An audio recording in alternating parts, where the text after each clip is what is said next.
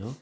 Here we are in Brian Lyall's kitchen, having our lunch after coming over the hill.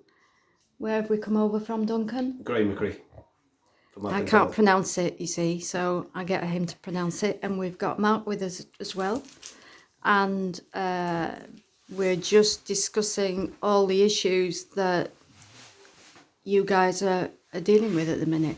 Do you want to just say a few words about that? Well, the issues they're ongoing, from changing from lead bullets to copper bullets, trying to heather burning. They're trying to cut us at every corner. Fox hunting legislation's changing there. It's governed by the cities and not by the country people. Big issue in the Cairngorm National Parks there. You'll talk to the people down there and they'll give you a better insight into it. But license for everything, and it's not very good. You know, it's we need more support to keep this tradition going, which has survived and done well. You look at the Keeper Moors and the wildlife thrives, and the RSPB Reserve not far from us, a desert. You know, but I better not say too much about that. Well, we've actually just been through it, so I've seen it with my own eyes, actually. Good. So yeah. Big changes. Yeah.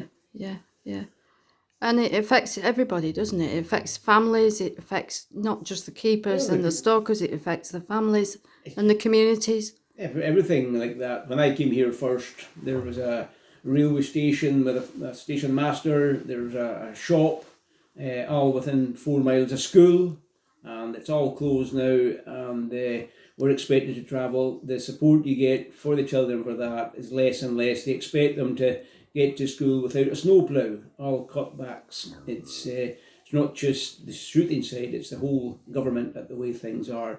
And Scottish government, is certainly the SNP aren't looking favourably upon the rural worker. Or the rural environment either. And rural environment, that's more like it. Yep, you're correct. The environment, yeah. Trees, this planting trees is ruining good estates for financial gain.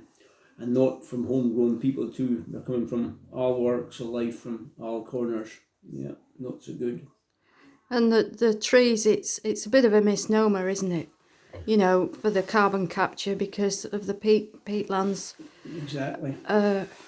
Do it all, really. It's just not viable. The type of trees that they're planting, they're non-commercial, and it's a birch tree grows up here. It's a bloody scrub bush.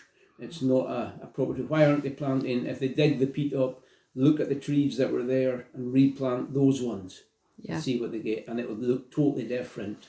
And they wouldn't be killing all these animals, you know, just for the sake of a few trees, wild planting and that. You know, when the vegetation gets that high, you're going to wipe out other bird species and other animals. It doesn't. They've got to have a balance. Burning's a good balance. It creates a habitat that's correct for these things: sheep, deer, and bird life. Yeah.